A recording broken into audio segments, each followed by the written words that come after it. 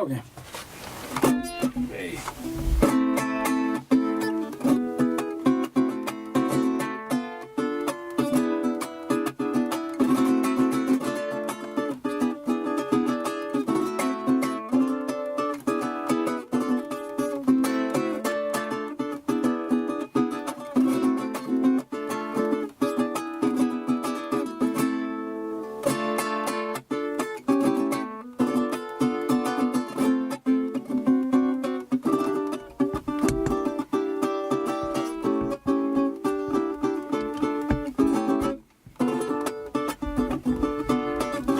Soy Carlos Rojas Hernández, director de Cimarrón.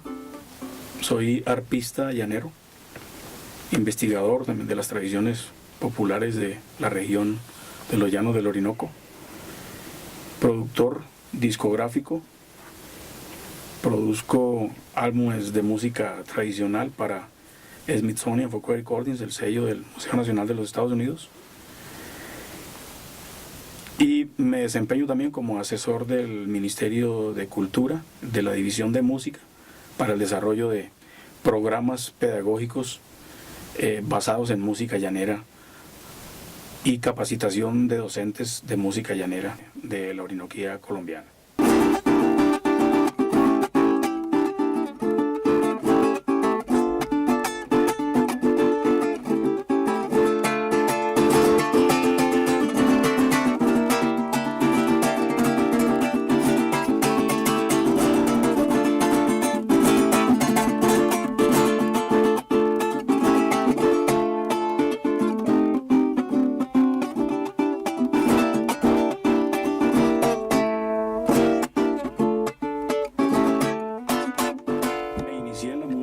En San Martín, que fue el pueblo en donde nací y crecí. Muy temprano en la vida, cuando era un estudiante de primer año de bachillerato, comencé tocando con unos amigos en San Martín, haciendo música con arpa, cuatro y maracas, que era como la música que conocíamos discográficamente, aunque no teníamos muchos ejemplos en la localidad de músicos de música llanera que tocaran en este estilo, aunque sí había un señor, Manuel Blanco Romero, a quien observé en muchas ocasiones, que tocaba por las tardes en la esquina de la cuadra donde yo vivía, y allí estuve observándolo durante muchos meses, hasta cuando pudimos obtener un arpa, un instrumento musical, y disponer de él y comenzar a trabajar. Ya los temas que había aprendido solo viéndolo tocar seguramente estaban en la memoria visual y auditiva, y comenzamos a tocarlo casi de una, obviamente sin la complejidad de la interpretación completa, pero tocábamos la estructura fundamental melódica del tema en el instrumento, y pues unos amigos también que conocían las técnicas del cuatro y de las maracas comenzaron a tocar conmigo, y ahí arrancamos teniendo un grupo musical en San Martín. Tocábamos allí básicamente pues para nuestra propia diversión, y luego se fue convirtiendo en una afición que nos tenía todo el tiempo, que nos dejaba libre al estudio, practicando la música llanera, ese tipo de música, mucha música de Juan Vicente Torrealba y algunos joropos de Joséito Romero, un arpista muy popular para ese tiempo. Obviamente la técnica no era la técnica completa de la interpretación del arpa, pero pues me dejó unas sólidas bases que me facilitaron después ir a Villavicencio Meta, en donde pude observar a arpistas que ya conocían mucho mejor las técnicas del instrumento, y allí acabé de asimilar lo que existía como técnica para ese momento. Estamos hablando de más o menos el año 1970, ya tenía una técnica completa de la interpretación del instrumento, habiendo comenzado a tocarlo aproximadamente en 1966-67 en San Martín.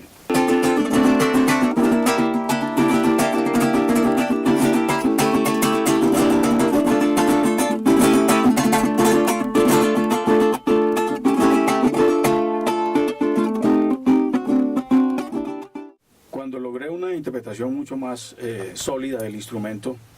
y un manejo mucho más claro de los principios musicales llaneros en música de conjunto, en música de grupo, comenzamos a participar en algunos eventos en el Meta, principalmente los festivales, el torneo el Festival del Retorno de Acacías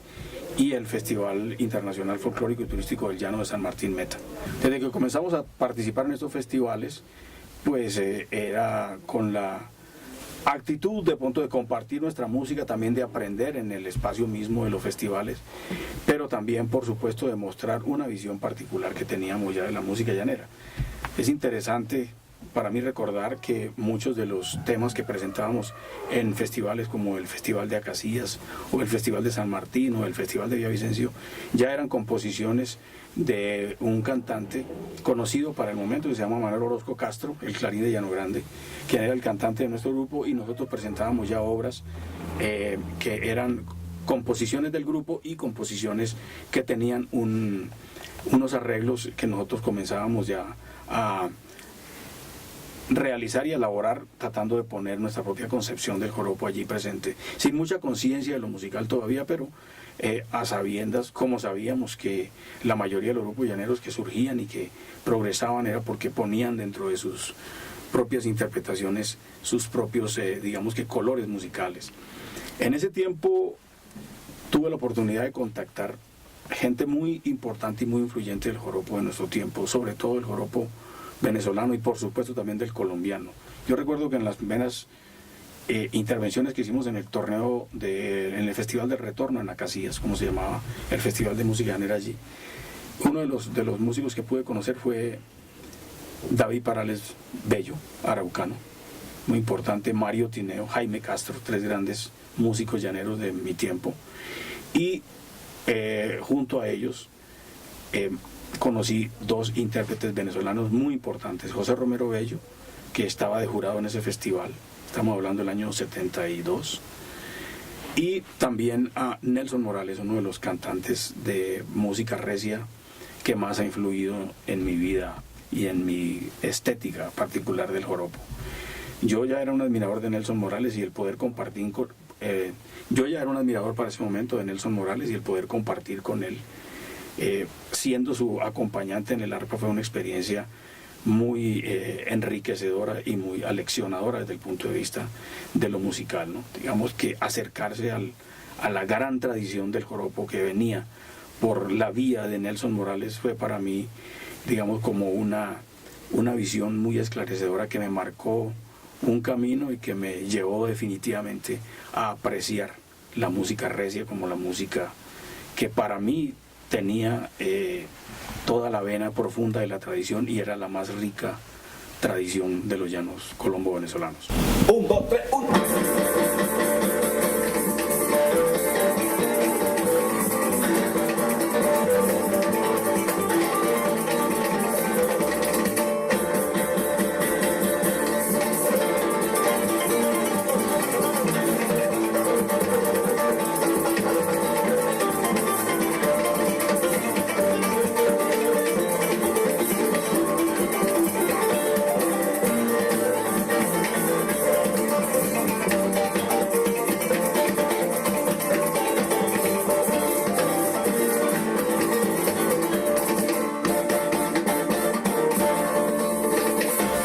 Las primeras experiencias de compartir con músicos venezolanos, porque acompañé a muchos de ellos, de grandes artistas venezolanos, al Cubiro, una experiencia también maravillosa, el Carrao de Palmarito, Nelson Morales,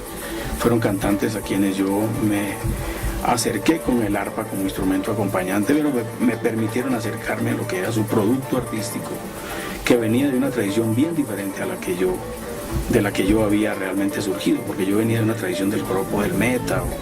y me había acercado a la tradición venezolana básicamente a través de los discos, pero allí tuve las primeras experiencias de compartir con personas que provenían del mismo gran contexto llanero, pero de un microcontexto bastante diferenciado del mío, que me hizo ver que, primero que todo, que éramos un universo uno, pero también múltiple, lo cual es, digamos que, una primera experiencia de choque, porque no era el mismo joropo que yo hacía. Allí había una serie de expresiones y sobre todo había como unos ciertos estilos y unos rasgos estilísticos bien diferentes a lo que yo era. Había también en sus personalidades, en sus formas de hablar, en sus formas de hacer la música, por supuesto, unas grandes diferencias con lo que yo hacía, y eso me mostró que el universo del joropo, siendo como es un universo limitado, era sin embargo muy vasto a su interior. Y eso me llevó también ahí a que se desarrollaran mis primeras inquietudes por lo investigativo, es decir, cómo acercarme a esos otros estilos de joropo, cómo conocer la música de una manera mucho más profunda y sólida, que me diera a mí elementos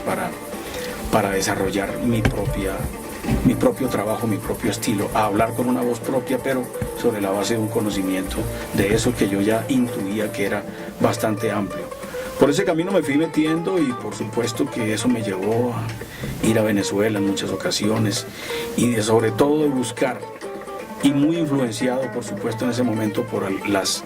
tesis sobre la cultura popular en boga. Estamos hablando de los años 70, yo era en ese momento un estudiante de la Universidad Nacional, era un estudiante de arquitectura, y allí pues por supuesto estaba expuesto a personas que conocían, por ejemplo, a personas que conocían las tesis de Béla Bartók y otros grandes teóricos de la cultura popular, que hablaban sobre las posibilidades de enriquecimiento del trabajo artístico que provenían de los trabajos de investigar y de profundizar muchísimo en las tradiciones populares. Entonces, por ese camino, y al lado de muchas personas que tenían, que veían en la investigación prácticamente el único camino, yo comencé a adentrarme en la ruta de la investigación, y a interesarme también, por supuesto, en los modelos de explicación de la estructuración de las músicas, no solo desde lo teórico, sino también desde lo sonoro específicamente. Allí tuve los primeros acercamientos con músicos sinfónicos del conservatorio, que me ayudaron a entender un poco más cómo era toda esta fenomenología.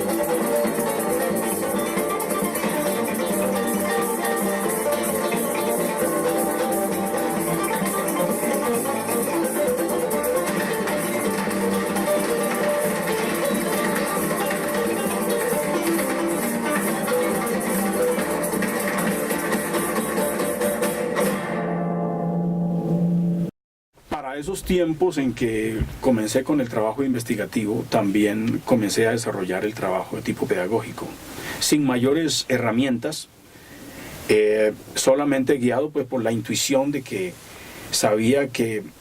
había unas estructuras que se podían transmitir de una manera distinta, como lo estaba haciendo la mayoría de los artistas llaneros, e inclusive aquellos artistas llaneros de quienes yo había aprendido. Eran los tiempos de la pedagogía que nosotros pues muy cariñosamente llamábamos de pele el ojo, es decir, observe, analice, y si tiene la capacidad, desglose los elementos y reármelos en su propio producto. Yo intuía que ese sistema no era el más adecuado, puesto que muchos de mis amigos sucumbieron en el intento. Otros tuvimos la gran fortuna de realmente aprender por este método, pero más como mérito propio que a mérito del docente. Entonces yo pensé que quizá podía hacer algún aporte en ese sentido y comencé a escribir las primeras cosas, comencé a producir mis primeros estudios sobre la pedagogía musical, comencé también a desarrollar algunos elementos, incluso escritos, ¿no? De ese tiempo provienen mis primeras transcripciones de joropo y esas transcripciones de joropo me sirvieron para acercarme a otros docentes. En ese momento conocí profesores de la Academia Luisa Calvo que tenían un enfoque completamente distinto, que no basaban su enseñanza única y exclusivamente en el modelo de repetir la canción para el estudiante de manera tal de que él la memorizara en el aula y la repitiera, la reprodujera en el instrumento en la misma aula, sino que ya eran personas que utilizaban otros recursos como los recursos gráficos de la partitura para enseñar obras además a los demás estudiantes.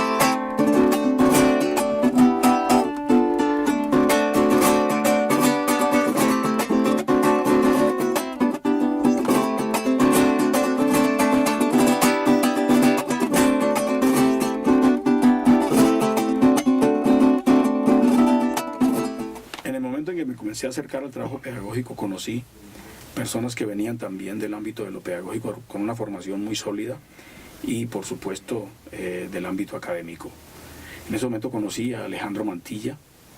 conocí a Samuel Bedoya Sánchez, conocí a Jorge Sosa, Néstor Lambuley, quienes venían de trabajar con la música desde lo investigativo, pero también desarrollando un proyecto pedagógico muy sólido. Con ellos me relacioné en un proyecto en la Academia Luisa Calvo que se llamó Proyecto Pedagógico Experimental o Plan Experimental Piloto de la Luisa Calvo. Y en ese proyecto yo tuve la oportunidad de acercarme a los conceptos de investigadores de tanta experiencia como Samuel Bedoya Sánchez, quien ya formulaba las primeras interpretaciones desde el estructuralismo sobre las formas como se organizan los lenguajes sonoros de las músicas tradicionales colombianas, lo cual fue una influencia muy importante para mí, tanto en el concepto de lo pedagógico como en las propuestas de estructuración desde lo compositivo de mis propias obras musicales.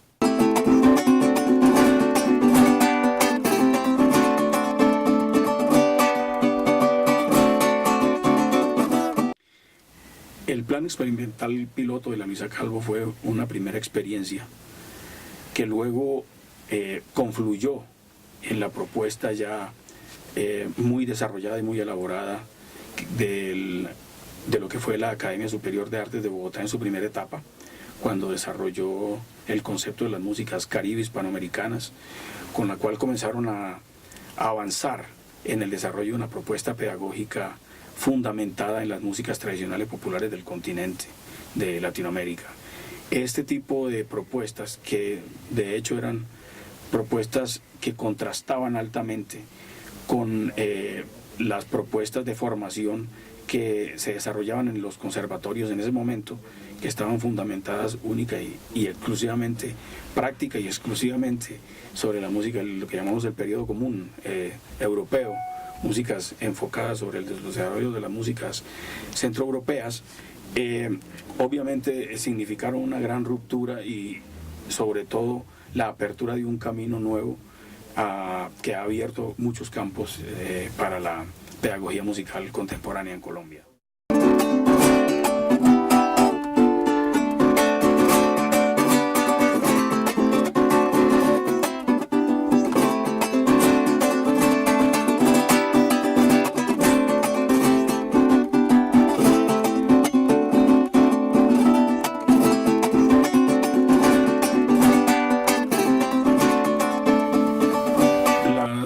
Experiencias de trabajo en la Luisa Calvo eran experiencias no única y exclusivamente de procesos pedagógicos, sino también, por supuesto, de resultados artísticos y estéticos de los procesos pedagógicos. La música tradicional abordada desde ese punto de vista no conduce a resultados similares a las músicas tradicionales que era, digamos, era el tipo de música que yo hacía. Y por supuesto, la música que comenzamos a hacer empezó a mostrar ese tipo de influencias. Comenzaron a verse ya al interior de lo que nosotros hacíamos, ese tipo de propuestas, las exploraciones, por ejemplo, una cosa muy clave era que los modelos de variación ya no eran exclusivamente los modelos de variación que nosotros traíamos de la tradición, sino también unos modelos de variación propuestos a partir de los modelos jazzísticos o también de las experimentaciones muy razonadas acerca de las posibles variaciones en los esquemas ritmométricos.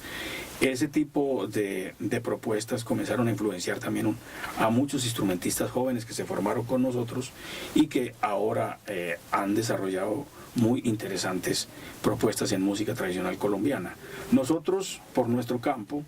seguimos de todas maneras con la práctica de nuestra música tradicional, intuyendo que allí había un reservorio también de elementos que no estaban suficientemente desarrollados. De alguna manera, algo que teníamos claro en ese momento, por lo menos era claro para mí, es que las músicas tradicionales tienen una gran potencia en los aspectos rítmicos, pero también unas grandes limitaciones en otros niveles. Estas limitaciones, sin querer hacer un juicio de la tradición popular ni mucho menos, provienen por supuesto también de la cantidad y calidad de la información que manejan los músicos tradicionales. Somos producto, como músicos tradicionales, de un gran conocimiento que viene del pasado, pero también de unas grandes limitaciones de conocimiento que vienen de los propios aislamientos y las deprivaciones que son, digamos, que resultantes también de las formas de estructuración de la sociedad. En alguna ocasión había una copla que nos gustaba muchísimo, que era algo que popularizaba el maestro Badiano. Yo no fui que nací bruto, fue que Naiden me enseñó. Que si alguien llega a enseñarme, quién sabe quién fuera yo. Es decir, es una verdad dolorosísima también, y es que si no poseemos la herramienta del conocimiento, lo que podemos hacer también es producto de nuestras propias, de nuestra potencia, pero también de nuestras carencias, y eso es algo que de pronto puede sonar polémico, pero yo creo firmemente en eso. Lo que soy hoy día, vale decirlo de una vez, es producto también de cómo se ha ampliado mi conocimiento y no de cómo se ha comprimido, cómo se ha constreñido. En el camino de la experimentación ya razonada, encuentra uno otros lenguajes. No se puede aproximarse a otro tipo de maneras de hacer la música sin aproximarse a otras músicas ya hechas. De esa manera uno encuentra el clásico, uno encuentra el jazz, y uno encuentra, sobre todo en el caso mío, otro tipo de músicas que provienen de la misma tradición, pero que ya han sufrido o han atravesado, más que sufrido, porque realmente no fueron sufrimientos, esos tránsitos, que ya han atravesado otras fases de exploración. Y en concreto yo encontré las músicas de los llamados circuitos de la world music, de las músicas del mundo, que eran en principio el sumum de dos fortísimas tradiciones. Tal vez el aporte más grande en el campo de la world music la da la fusión de las músicas africanas con el concepto de producción de los músicos franceses e ingleses que venían del trabajo fuerte en el pop y en el rock,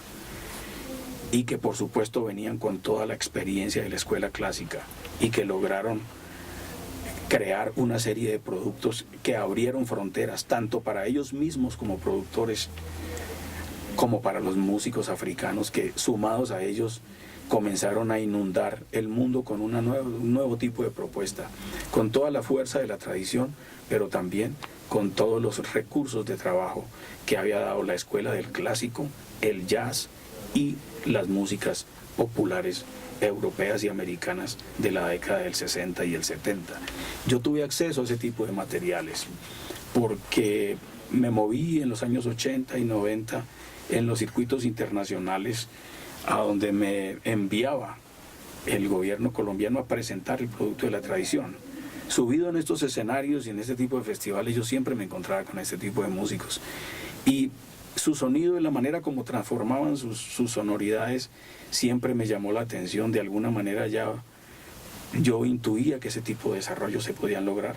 y comencé a hacer mis primeras propuestas, que confluyeron en una primera grabación que hicimos en el año 1996, en donde nosotros trabajando con un productor inglés, Richard Blair, muy conocido en Colombia, ahora, de Sidestepper.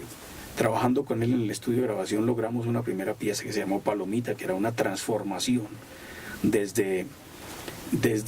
los procesadores de las reverberaciones y los delays del léxico a partir de un canto de trabajo. Grabamos en ese tiempo cantos de trabajo, cantos de vaquería que no se consideraban susceptibles de ir al disco, ni mucho menos, a no ser que ese disco fuera de investigación etnomusicológica. Comenzamos a grabar allí cantos de vaquería y sobre todo comenzamos a romper en esa grabación las estructuras del joropo como discurso, ritmo armónico. Entonces ya el concepto de intro, el concepto de desarrollo central, el concepto de puente y el concepto de desarrollo, de segundo desarrollo y cierre, o sea, de coda, que no era una propuesta tradicional, comenzaron a verse ya claros en ese tipo de obras. El disco nunca salió al mercado, pero para nosotros fue una primera aproximación. De allí comenzaron ya de una manera más decidida mis exploraciones en ese sentido y desarrollamos un primer producto que se presentó como un demo en Real World en Inglaterra, llamando mucho la atención de los productores allí, y esto nos abrió el camino para que productoras inglesas se interesaran en el trabajo de Cimarrón y comenzaran a plantear las primeras giras internacionales del grupo, ya no como el tipo de actuaciones en donde uno va, se presenta en un festival y regresa a Colombia a pasar el resto del año viviendo un poco de los recuerdos de lo que fueron estas actuaciones, sino ya pensando sólidamente en una carrera internacional, a presentar productos de América Latina elaborados, productos de música latinoamericana, como es el caso de la nuestra, la música llanera, elaborados y procesados para su presentación en los mercados y los circuitos de la world music, básicamente en Europa y Estados Unidos.